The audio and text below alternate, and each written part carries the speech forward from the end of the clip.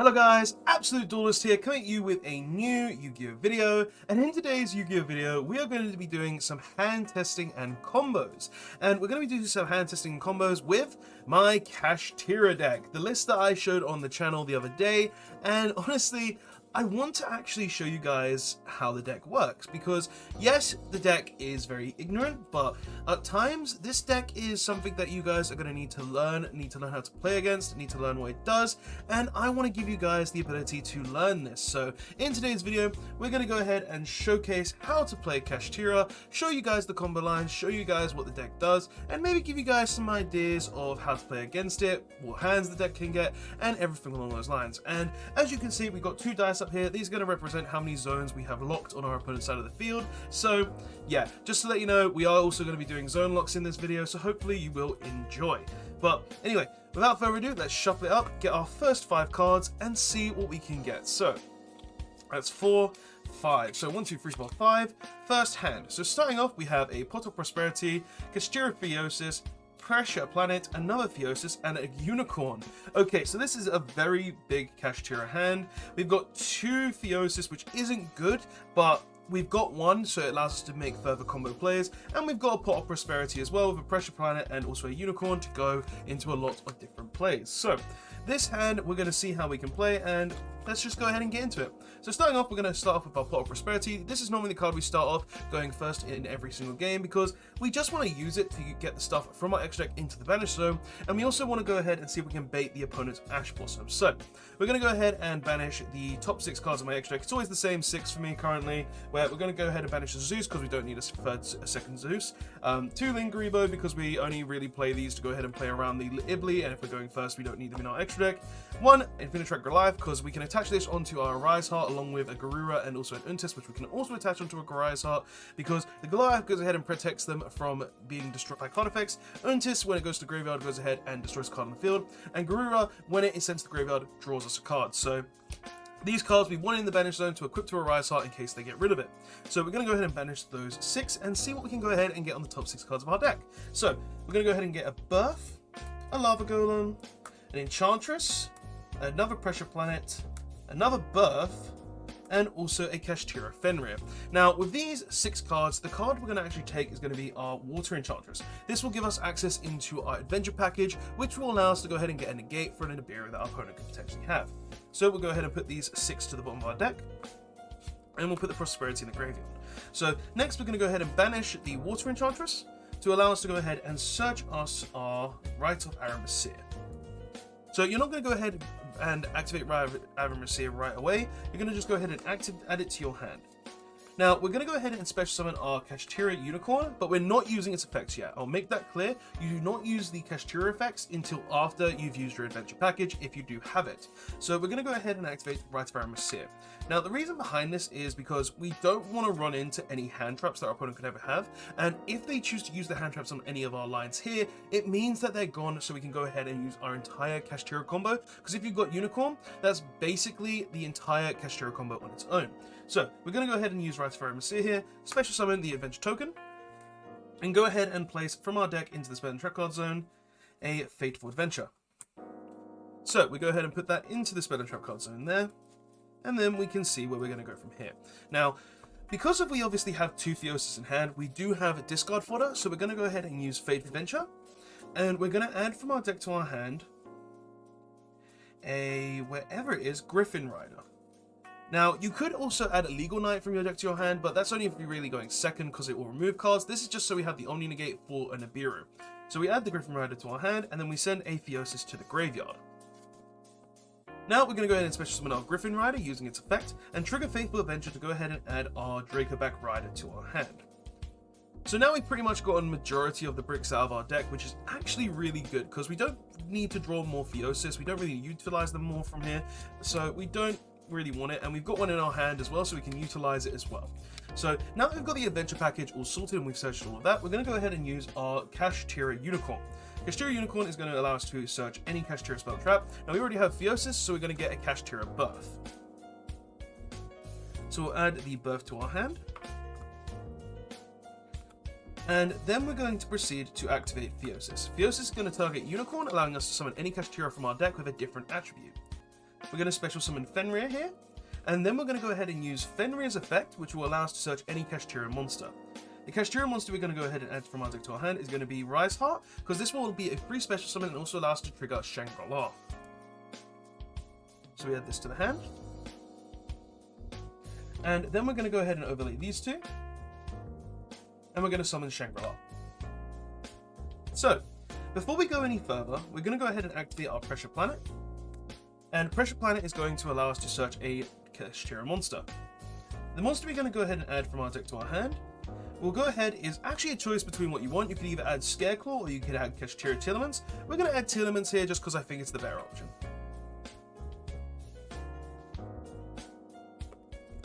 Okay, so we add this to our hand. Now we're going to go ahead and special summon our Kashtira Rise Heart. And we're going to go ahead and use Rise Heart's effect, banishing one card from our deck, Kashtira card. And we're going to banish the top 3 cards of our opponent's deck face down. Now, because we are banishing the top 3 cards of our opponent's deck face down, we get to trigger Shangri-La. So what we do here is we go Channeling 1 Shangri-La, locking 1 zone, and then we go Kashtira Big Bang, which is going to allow us to special summon a material that's on Shangri-La. So we're going to go ahead and special summon the Unicorn, because our opponent will currently have no cards, and we're going to special summon this to the field. Now, because we special summoned Kashtira Unicorn, we are going to go ahead and trigger Shangri-La because we did use, well, not Shangri-La, sorry, Pressure Planet, because we triggered Shangri-La's effect. Pressure Planet is actually going to attempt to destroy Shangri-La and destroy Fenrir. So we're going to send Fenrir from the material because this will protect itself sending it to the grave. Now, you're probably wondering why we did that. Now, we're doing that because with this hand, we can 5-zone lock our opponent, which is going to be very, very strong. So we're going to go ahead and do that. And next, we're actually going to go ahead and turn this Rise Heart, which is level 7 because of it uses its effect, and this Kashtira Unicorn into another Shangri-La. So we've summoned Shangri-La. Now we're going to go ahead and activate the effect of our Kashtira Telements. So this is going to go ahead and banish a card in our graveyard. We're going to go ahead and banish Theosis and special summon itself to the field. Now, we can go ahead and use this effect to mill 3 cards, but we won't use it here because it depends on what our opponent has, and I tend to use that effect mainly when we have the Rise Heart on board. Because we're going first and going for a 5-zone lock, we're not going to do that. So we're not going to use this effect, and then we're going to trigger Theosis, which is actually going to allow us to add Big Bang back to our hand. So we add Big Bang to the hand, and now we're going to go ahead and activate Kashtira Birth, which is going to then use its effect to special summon Fenrir from our graveyard. We're going to overlay the Fenrir and the Kashtira Telements, which will allow us to summon out number 89. So we're going to go ahead and use 89's effect, which will allow us to look at our opponent's extra deck, banish 1 card from our opponent's extra deck face down, and then banish a number of cards from our opponent's extra deck. Now, because we have 2 Shangri-La on the board, the first effect to banish the opponent's card from the extra deck face down will trigger twice, so we'll get to go ahead and take 2 more zones from our opponent, and then we go ahead and trigger Diablos' effect again, because our opponent will at this point have 4 cards banished face down. They'll banish 8 cards from their main deck face down, and then both Shangri-Las will trigger again, and we'll then have taken 5 zones from our opponent. So pretty much at this point, we have ended on a board because we can't do anything else. At this point, we would just set the Big Bang, and we would pass turn in the standby phase. We would go ahead and special summon most likely a Fenrir from our deck, and depending on what zones you took, if it was monster zones or spell and trap card zones, you have locked your opponent out of 5 zones. So pretty much this hand was an Omni Negate for the opponent's turn, so it can stop stuff like Book of Eclipse, it can stop stuff like Nibiru. You basically have ways to stop your opponent. You end on a 5-zone lock for your opponent as well, and technically if we could have gotten to 1 more Kashtira monster or Kashtira card, say if we didn't draw the Theosis, we could have gone ahead and technically made an Arise Heart as well to just have more interaction for the turn. So pretty much first hand is 5-zone lock, Omni Negate with Diablos, banishing 8 cards from our opponent, which is just absolutely insane for a first hand. And I'm gonna be honest guys, these hands don't happen all the time. We had a very specific hand which allowed us to do it, but honestly guys, if you can lock 5 zones, either be it 5 monster zones or 5 spell and trap card zones, you're probably gonna win that game. So let's go ahead and go on to the next hand now, guys, just so you can see what else the deck is capable of, and see if we can get maybe another 5-zone lock, maybe a better lock, we don't know, but let's go ahead and shuffle it up and see what we can get. So we put all of this back, and we'll go ahead and get into the next hand. And see if once again we can go ahead and take 5 zones, or just end on a board that would be, you know, hit by zones. I don't know. We'll see. But yeah, shuffling it up, make sure it's all nice and randomized. Don't want to be drawing the same hand twice. And we shall see what we can get. Alright, so we'll draw 5 cards. 1 Enchantress, Birth, Kashtira Telements, Pressure Planet, and a Dracoback Rider. So technically we did draw 1 brick in the form of the Dracoback Rider, but this hand is still very, very playable. So starting off, we are going to go ahead and activate our Warrior Enchantress, potentially baiting an Ash, or potentially just, you know, going through and just getting us the Rat of Eremacea as we're going to get it.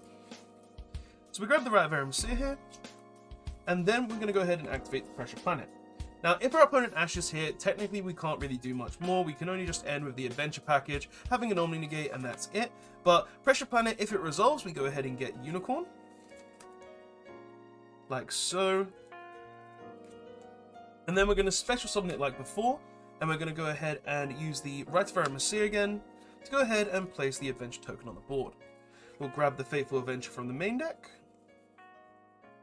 Wherever it is. There it is. And then we are going to... Now, the thing here is, we could just go ahead and Fateful Adventure, discard the Dracoback, but I don't really like discarding the Dracoback. But I think in this situation we still have to do it. So we're going to go Fateful Adventure effect. This will go ahead and grab the Griffin Rider again. Add the Griffin Rider. We'll discard the Dracoback and equip it to the token. And then we're going to special summon the Griffin Rider. We're then going to start using our Kashtira effect, so we go Unicorn. This will allow us to add Theosis, because we have the Birth and we don't have any other ways to play, really. So we grab the Theosis.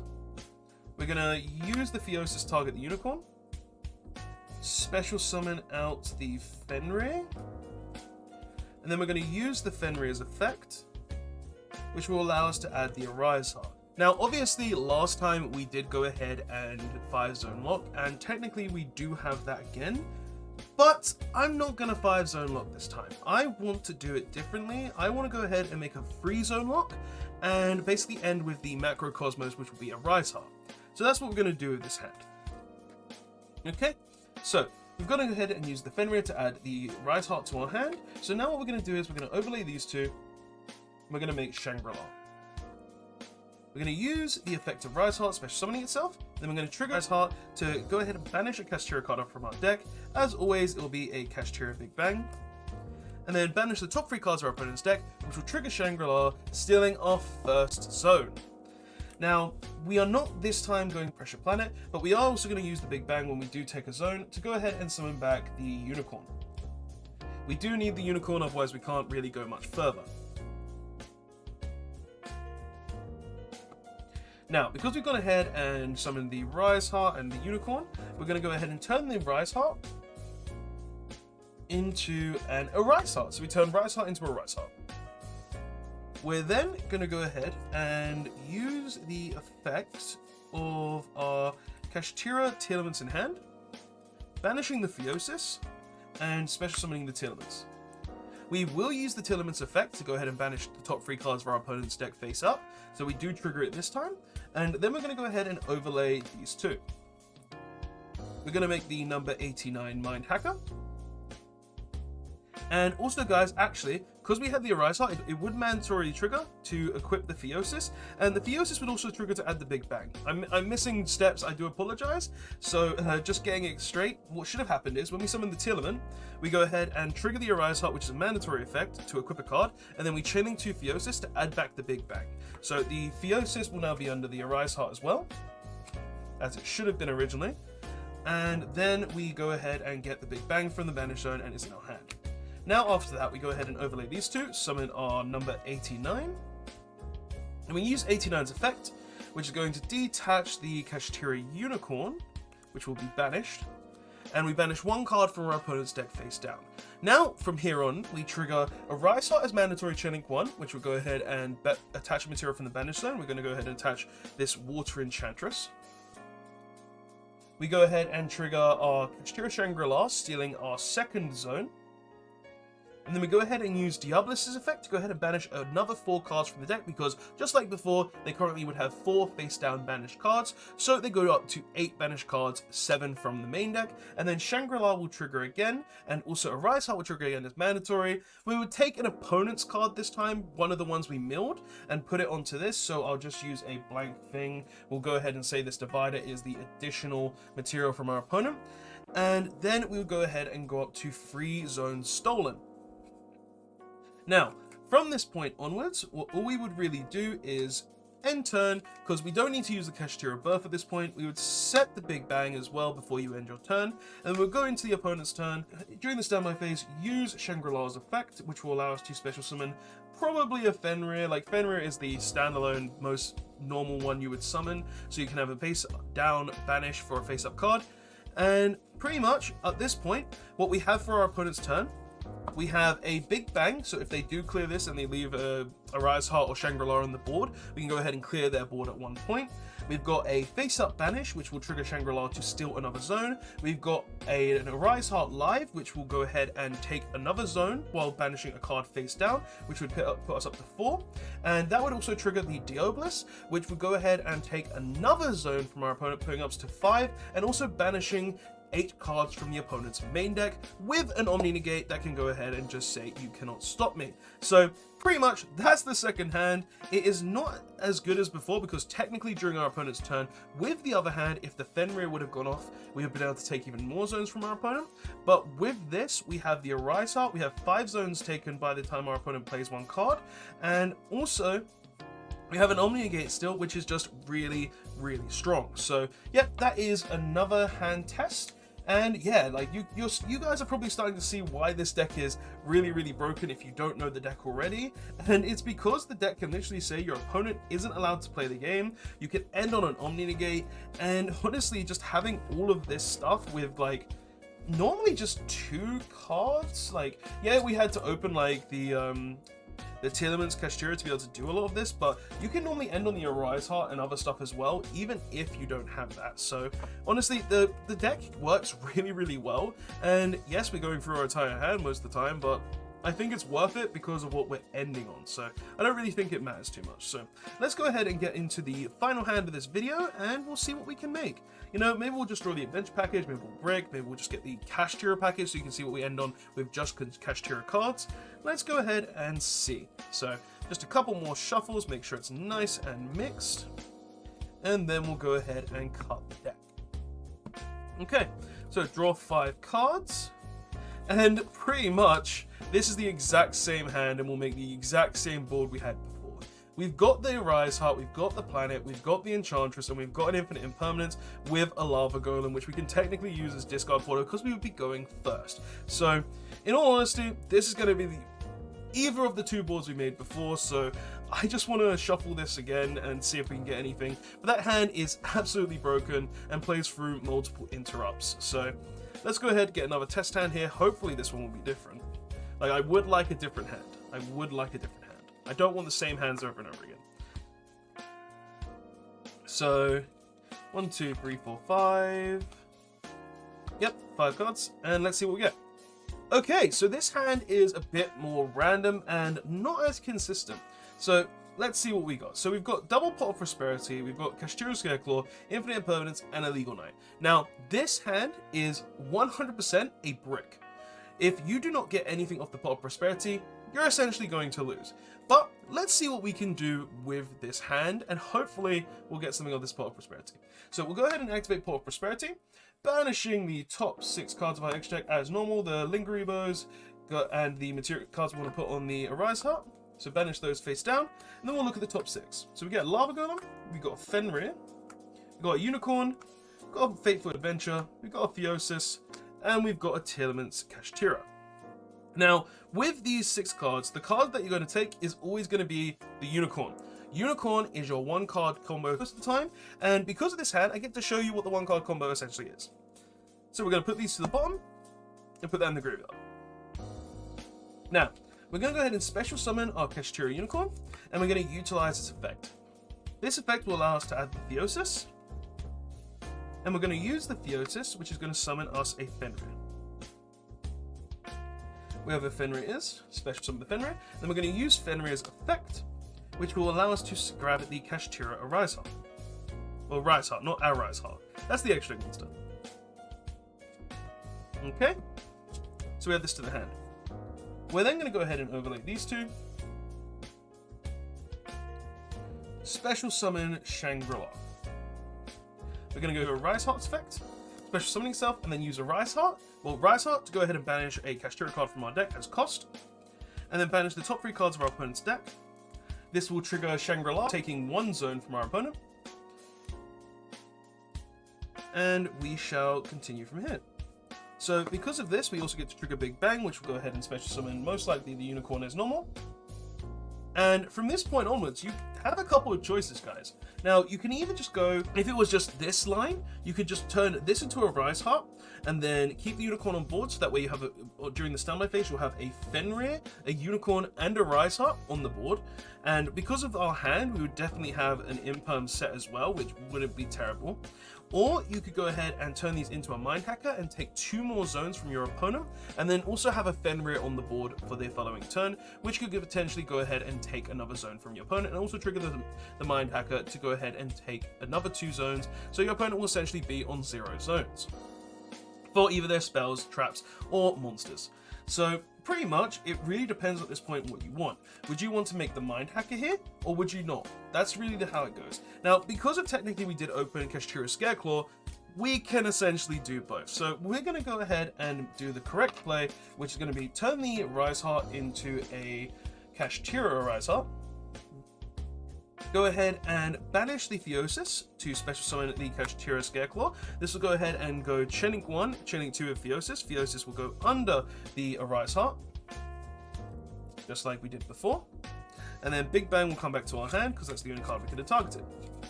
We're then going to go ahead and overlay these two. Also, they are on 1 zone taken. Summoning out the Diabolus. And then we're going to use the Diabolus, detaching the Unicorn, banishing the 1 card from our opponent's extra deck, triggering a Rise Heart, triggering our Shangri-La, and triggering our Diabolus, so we take another zone. We attach a material onto our Rise Heart. We will go ahead and attach our Goliath, because this will go ahead and protect it from destruction. And then we'll go ahead and do all of this again, where we trigger the Rise Heart again, which will attach most likely the Garura onto itself, so we can get a draw if they do remove it. Then it will trigger Shangri-La, taking another zone, and pretty much at this point, all you do is you set the Imperm, you set the Big Bang, and, well, you'd set probably the Imperm here, just because of obviously you want the middle column, just because people normally play there. And at this point, this board ends on a Rise Heart that can get you a draw if it's in the graveyard, also cannot be destroyed by card effects, Shangri-La that cannot be destroyed by card effects, and will also be able to take another 2 zones, and Diabolus, which will help take the 2 zones, because when you use a Rise Heart to banish an opponent's card face down, you go ahead and get to trigger this, banishing another 8 cards from the opponent, 9 cards from the opponent's main deck, face down, and just give you 5 zone lock during your opponent's turn. So, pretty much, as you can see, this deck has a lot of oomph and has a lot of 1-card combos, but that was technically a 2-card combo. Yes, you can 5 zone lock on turn 1 as well, guys, but this is essentially what the deck does. It takes your opponent's zones, it banishes their main deck, it goes ahead and with the Inventor package gives you negates. The deck is really, really strong, and even with a hand that we didn't have anything, thanks to Paul Prosperity getting us to a Kashtira Unicorn, we were able to do a lot in this hand. So guys, hopefully you did enjoy this video. Hopefully you learnt a few things about Kashtira, such as what cards do what, how they play, the interactions, and yeah, sorry for the few little mistakes I made in the video as well, but hopefully you did enjoy nonetheless. Anyway guys, thanks so much for watching. This has been the Kashtira hand testing and combo video, and I hope you did enjoy. Anyway, thanks so much for watching. I'll see you guys later. Absolute Duelist signing out. Later all.